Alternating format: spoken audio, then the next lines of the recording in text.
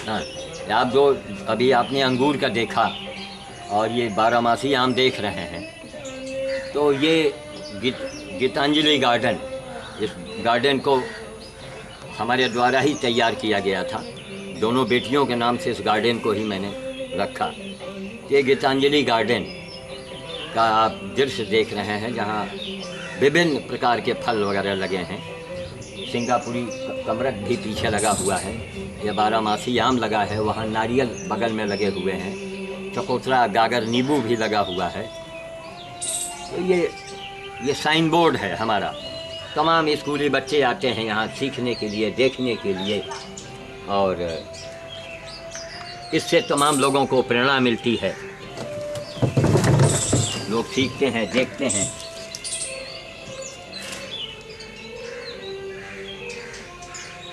तो इसके पहले आपने आम को देखा था, एक बार आम की तरफ और आप ऐसे घुमा दीजिए। ये आम है, अब ये बिल्कुल पकने वाला है, एक आध दिन में और भी ये पक जाएगा। अभी आज पका आम है।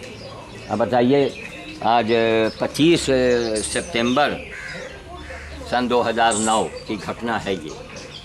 इस समय पका हुआ पेड़ में आम मिले, यही एक आश्चर्य की बात है। कई आम लगे थे, कई लोगों आए, नवरात्र में आए, रोजे वाले आए, उनको मैंने तोड़ तोड़ के दिया। एक नायाब चीज़ थी ये। और ये सिंगापुरी कमरक जी, देखिए इसकी फलत जो है किस तरह, देखिए डालों में लगी हुई है, बिल्कुल डालों से ही ये फलता है। और यह खट्टा बिल्कुल नहीं होता, वही मीठी वैरायटी का है। ये सिंगापुरी वैरायटी है, सिंगापुर का ही ये नस्ल है, लोग बताते हैं। ये देखिए आप यहाँ, देखिए पका कमरक भी लगा है, कच्चे भी लगे हैं, इसमें फूल, इसका मंजरी भी आ रही है, नन्हे नन्हे से लगे हैं। इनको आप जरा छोटे वालों को क्लोजअप में ले लीजिए। देखिए डाल से ये फल रहा है। ये देखिए, थोड़ा इधर से ले लीजिए आप, देखिए आप, पका भी लगा है, ऊपर दिखाइए, ये कच्चा भी लगा है, कच्चा पका मंजरी आ रही है, छोटे नन्हे नन्हे इसके टिकोरे, यानी बच्चे देखिए बिल्कुल नन्हे नन्हे से। जिस वक्त ये बड़ा होगा पूरा गुच्छों से भर जाएगा। अत्यंत स्वादिष्ट होता है, बड़ा ही गुणकारी होता है ये, जी मचलाने में, पेट के तकलीफ़ में, और काफ़ी ये ठंडा कहा गया, मतलब ये ठंडक होती है। और एक हमारे यहाँ केला है, वो भागलपुरी, इसका पोस्ट तो हमने पहले लिया था, फूल आने वाला है इसमें, ये आ गया। हाँ, इसका लीजिए, ये चीनी चंपा केला है। जितने वैरायटी मिलेंगी सब बाहर के हम रखते हैं। एक नई चीज़ लोगों को जब हाथ में आती है तो लोगों को बड़ा अच्छा लगता है। ये आपका फूल आ रहा है इसके अंदर केले का, ये चीनी चंपा इसे कहते हैं। ये भागलपुर साइड से हमने मंगवाया था, हमारी सिस्टर भी वहीं हैं, तो उन्हीं के यहाँ हमने ये पत्र दिया था। आम का तो आपने बौर का ले ही लिया है, ऊपर देखिए मंजरी लगी हुई है, पका आम भी पक रहा है और मंजरी भी लगी हुई है ऊपर। इसको करीब से भी चाहे तो देख सकते हैं। ये देखिए मंजरी, ये मंजरी भी। अब इन अजूबी चीज़ों को बनाने के लिए, चाइना लीची है वो तो अभी ख़त्म हो गया है, तो ये बाहरी पौधे हैं, इनके अंदर इनके बड़े नखरे होते हैं। मौसम के बचाओ, जाड़े से बचाओ। अब भयंकर जाड़ा पड़ेगा तो यहाँ मैं धुआं करता हूँ, ताकि धुआं का लेयर जो है इस गार्डन के अगल बगल हो जाएगा, तो जो वो गिरता है, पाला वगैरह गिरता है, जो नहीं पाला गिर रहा है, पाला पड़ रहा है, तो वो रोक लेते हैं, तो इससे पेड़ों की हिफाजत होती है। लेकिन बड़ी मेहनत, और अकेले करना, सब जानवर भी, बंदर भोज भी, घर का भी काम, भाई घर में जिस जहाँ खाते हैं पीते हैं वहाँ का भी तो हमको देख रेख करना पड़ता है, और अकेले करना है। दोनों बेटियाँ अपने अपने घर की हो गई, आती जाती हैं, लेकिन अब एक हफ्ते के लिए आई तो उससे कोई काम तो बनना नहीं। एक हफ्ते आती हैं, घर में हमारे हाथ बटाती हैं, हमारे जानवर की सेवा में हाथ बटाती हैं। समय अंजलि दिल्ली से आई हुई है, पेड़ पौधों में कहीं न कहीं अपने काम कर रही होगी, खुरपी लेके गुड़ाई कर रही, कुछ कर रही है। 4 दिन आना है, आई हैं 4 दिन के लिए। तो उनके अंदर एक संस्कार मैंने डाल दिए हैं, वो अपने उनके नेचर में आ गया है। अगर सुबह उठी हैं तो ये नहीं देखती हैं कि मैं किसकी बीबी हूँ या मेरे पास क्या आमदनी है, नहीं, उनका जो कार्य है कार्य। दरवाजे कोई जानवर आ गया, उसके किलने चपटे लगे हैं, उसको भी बैठ कर निकालने लगती हैं। कुत्ते को देखा, लावारिस कुत्ते को रोटी दिया और सहला के उसके किलने वगैरह निकालने लगती हैं। ये उनके स्वभाव में हो गया है। और यही सबसे बड़ा धर्म है, जिसकी सेवा कोई न करता हो, इससे बड़ा कौन सा धर्म है।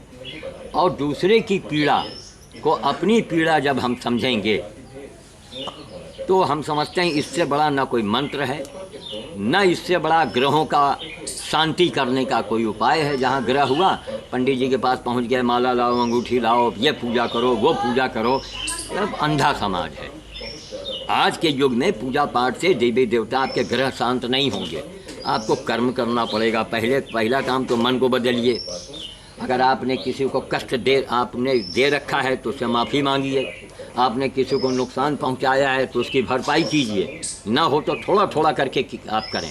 वो भी ना हो तो हाथ जोड़ें कि भैया हमारे पास जैसे पैसा आएगा, हमने जो भी आपका दिया हो, नुकसान किया है, हम आपको दे देंगे। लेकिन आप ऐसा नहीं करेंगे। आपके दिल दिमाग में है कि मैं अच्छा हूँ। मनुष्य को अगर उसका अपना पाप दिख जाए, ये संसार स्वर्ग हो जाए। हमारे आप में यही एक कमी है कि हम लोग अपने पाप को नहीं देख पाते ना, अपने को ही अच्छा कहेंगे। हमको ऐसे भी लोग मिले हैं कि एक महाबेईमान एक ईमानदार से कह रहा है कि तुम भी तो बेईमान हो, वो है, जबकि वो महाबेईमान है। और एक ईमानदार जिसका एक रिकॉर्ड है ईमानदारी का, उसको वो बेईमान कह रहा है। आज के युग में ऐसे भी लोग हैं, लेकिन ऐसे लोगों को कितनी सज़ा मिलती है, कितना भोगना पड़ता है, आप अंदाज़ा नहीं लगा पाएंगे। जो हमको आपको कष्ट होता है, आपके हमारे कर्मों का ही तो फल है। हमने पिछले जन्म में जो कुछ किया था, उसे हमको माता पिता परिवार भाई भतीजे मिले। इस जन्म में वो हमको कष्ट दे रहे हैं, तो ये सज़ा उनको अगले जन्म में मिलेगी। इस जन्म में से शुरुआत हो जाएगी। देखिए, ध्यान दीजिएगा। पाप जरा रेडियो बंद कर दो। मनुष्य का पाप वो धरती पर नहीं चलता, वो सर के ऊपर चलता है। हमने गलत काम किया, हम अस्पताल पहुंच गए, डॉक्टर साहब ने गलत फीस हमसे लिया, तो हमारे पाप को, भाई हमसे पैसा लिया, हमको इंजेक्शन भी भोंका, मेरे पैर भी काटे, ठीक, तो हमको तो सज़ा मिल गई। लेकिन उन्होंने जो डबल फीस ले लिया, गलत पैसे लिए, तो हमारा पाप सर से उतर के डॉक्टर साहब के सर पर पहुंच गया। अगर उन्होंने वाजिब पैसे लिए हैं तो उनको कोई सज़ा नहीं मिलेगी। लेकिन उन्होंने अगर नाजायज़ पैसे ले लिए हैं, ज़्यादा ले लिए हैं अपनी मेहनत से, दवाई से, तो डॉक्टर साहब को फिर उनको कष्ट होगा। जो वो उनके सर से पाप उतर के किसी तीसरे के सर पर जाएगा।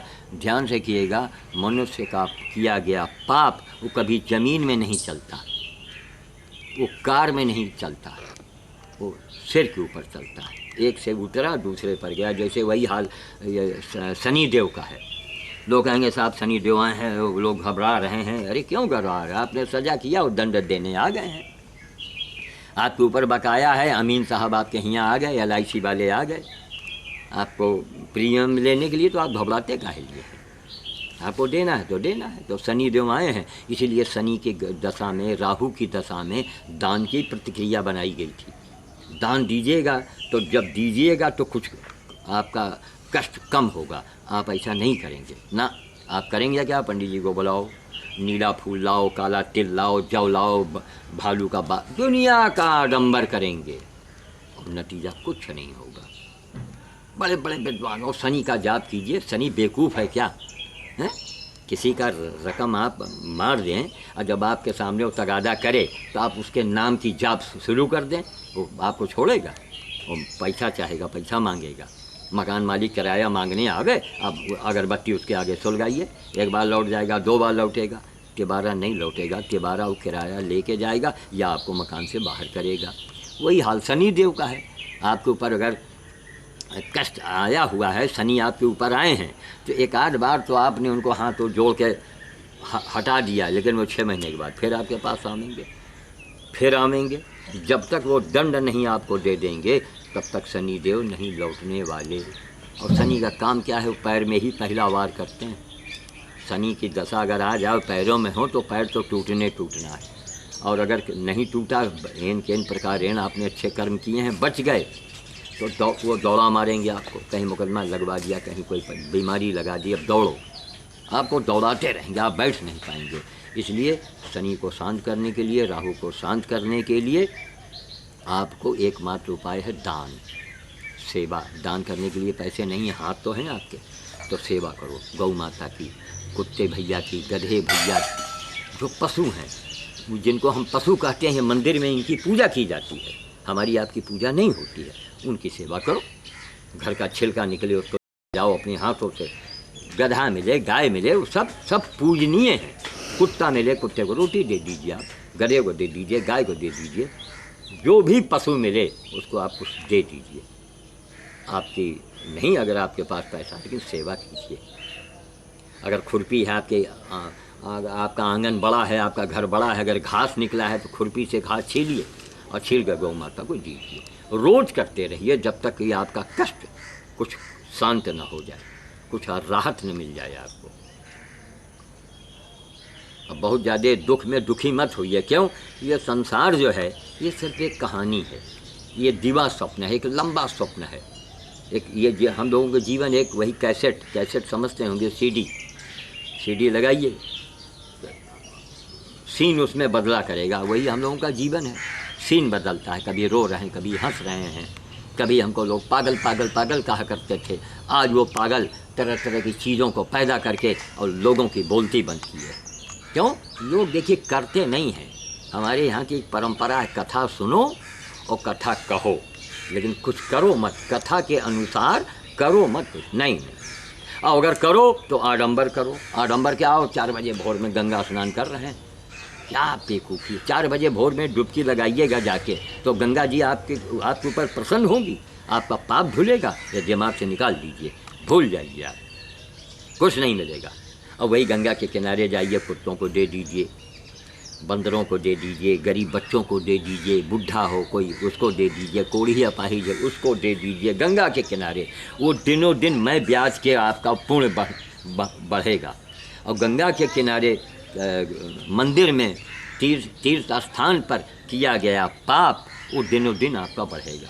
कभी मंदिर जाइए, भीड़ भड़ाका में महिलाएं आजकल देख रहे हैं कितना गंदे और भद्दे पोशाकों में निकलती हैं, तो कम से कम मंदिर में भैया निगाह नीची रखो। अगर मंदिर में आपकी निगाह गंदी हो गई तो वो पाप आपका वो बढ़ा करेगा, मैं ब्याज का आपको पता ही नहीं चलेगा।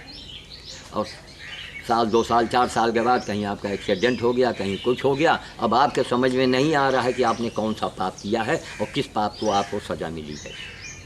हम अपने परिवार में देखते हैं, हमारे भतीजे दुखी हैं, परेशान हैं।